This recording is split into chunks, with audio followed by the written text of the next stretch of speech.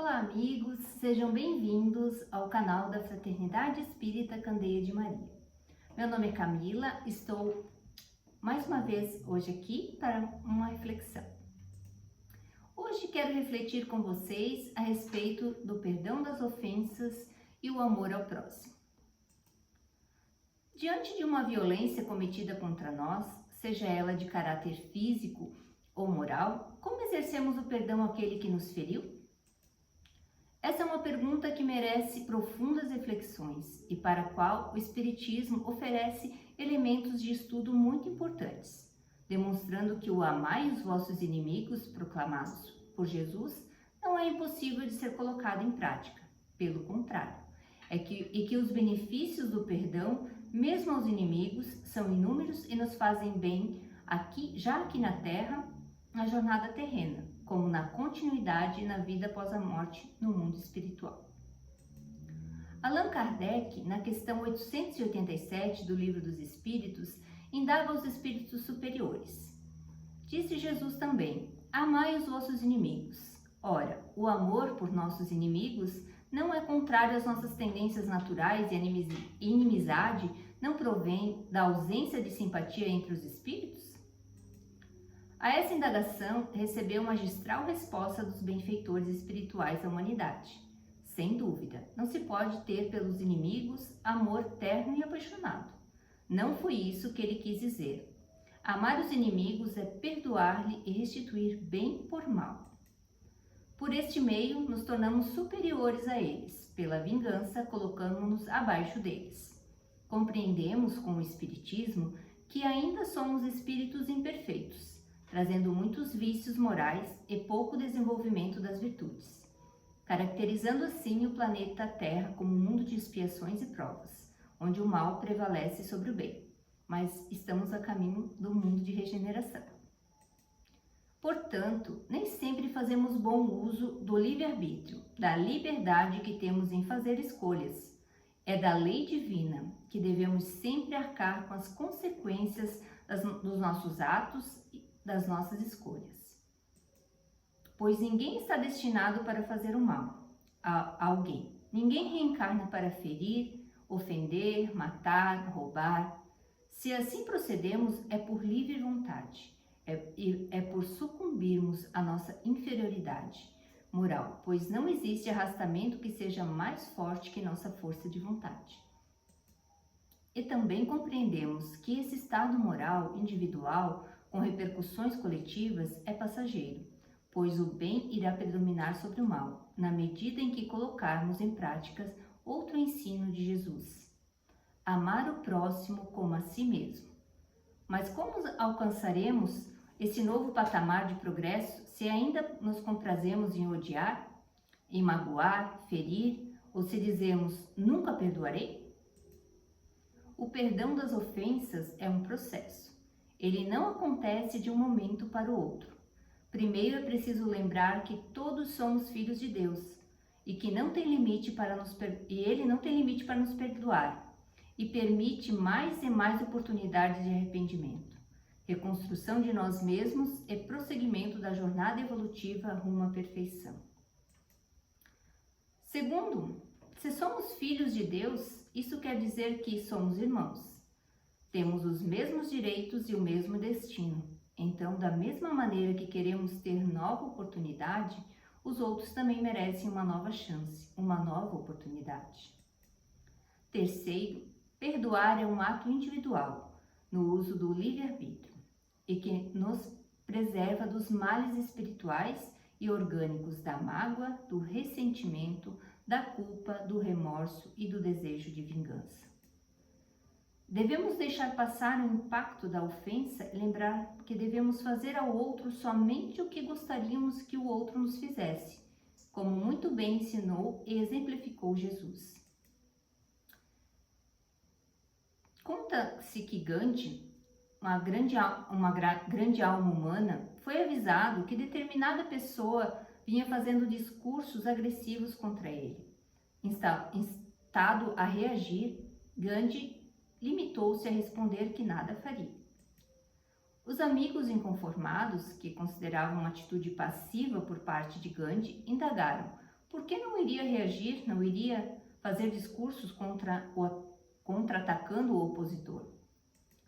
Então o líder hindu, que tantos belos exemplos nos deu com sua campanha de não violência, exemplificou que o opositor tinha todo o direito de pensar livremente e externar seu pensamento da melhor forma que lhe conviesse, e que ele, Gandhi, embora não concordasse com o pensamento do outro, faria todos os esforços para defender seu direito de discursar, e que em absoluto não se sentia ofendido, motivo pelos quais nada faria, evitando uma polêmica por certo inútil e que poderia gerar uma inimizade. Os benfeitores espirituais, Simeão e Paulo, no capítulo 10 do Evangelho segundo o Espiritismo, trazem belos textos reflexivos sobre o perdão das ofensas, constituindo os itens 14 e 15, trazendo o trecho da mensagem de Paulo, o apóstolo. Perdoar os inimigos é pedir perdão a si mesmo. Perdoar os amigos é dar-lhes prova de amizade. Perdoar as ofensas é mostrar que se tornou melhor. Perdoai, pois, meus amigos, a fim de que Deus os perdoe, porque se sois duros, exigentes, inflexíveis e tendes rigor, mesmo com uma ofensa leve, como quereis que Deus esqueça que a cada dia tendes maior necessidade de indulgência? Ai daquele que diz, eu nunca perdoarei, porque pronuncia sua própria condenação. Essas palavras do Espírito Paulo nos fazem refletir sobre a vida futura que o Espiritismo nos apresenta, tão bem, pois a morte não existe.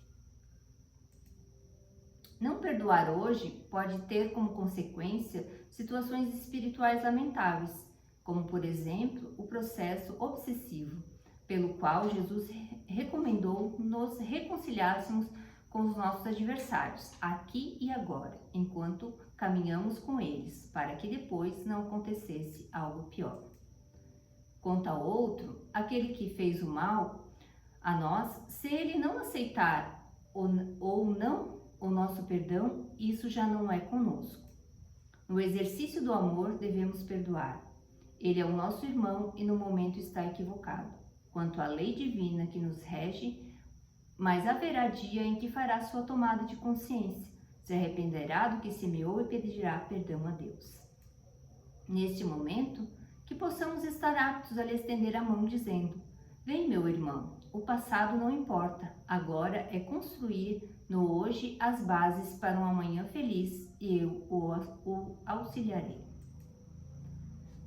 A partir da nossa condição de perdoados, não há dúvida que compreender isso é colocar-se na escola do Evangelho. Quando vivemos no perdão, começamos verdadeiramente a fazer caminho no conhecimento de Deus e no seguimento de Jesus. Não de forma abstrata, mas concreta e assumida. O perdão abre portas dentro de nós. Então, desistimos de carregar os pesos de ontem para descobrirmos as asas de hoje. Há histórias que nos transmitem melhor que um armário de conceitos, a força reparadora que buscamos. A primeira é contada pelo escritor judeu, Prêmio Nobel da Paz, Elie Wiesel. Na infância, ele esteve prisioneiro em Auschwitz, na companhia dos pais, irmãos, amigos. Praticamente só ele sobreviveu. Podemos imaginar até que ponto se sentia espoliado. A partir de 1945, quando a guerra acaba, passa anos em que o único objetivo da vida era procurar uma impossível justiça para o irreparável. Como foi possível tamanho horror? Como foi possível? E a sua vida era isto. Cada dia adormecia e acordava no inferno. Não conseguia encontrar a sua alma, até que foi falar com um rabino. E o rabino disse-lhe, meu filho, enquanto tu não perdoares, continuarás prisioneiro em Auschwitz. E essas palavras redimensionou o seu coração para sempre. A segunda não é propriamente uma história, é uma oração. Uma das mais belas orações que eu conheço e que foi encontrada entre os escassos pertences de um judeu, morto, precisamente num campo de concentração. E diz o seguinte, Senhor, quando vieres a tua glória, Não te lembres somente dos homens de boa vontade. Lembra-se também dos homens de má vontade.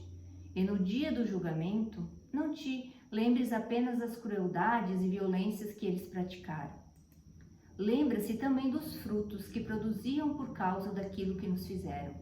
Lembra-te da paciência, da coragem, da confraternização, da humildade, da grandeza de alma e da fidelidade de nossos carrascos. Que os nossos carrascos acabaram por despertar em cada um de nós.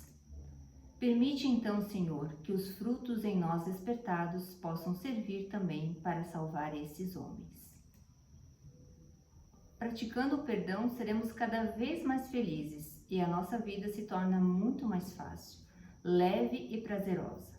Chico Xavier nos falou isso. O espírito que adquirir a virtude do perdão não achará dificuldade em mais nada. Haja o que houver, aconteça o que acontecer, ele saberá administrar sua vida. O primeiro a pedir desculpa é o mais corajoso, o primeiro a perdoar é o mais forte. E o primeiro a esquecer é o mais feliz. Sejamos corajosos, fortes e felizes. Agradeço pela atenção de todos e até a próxima.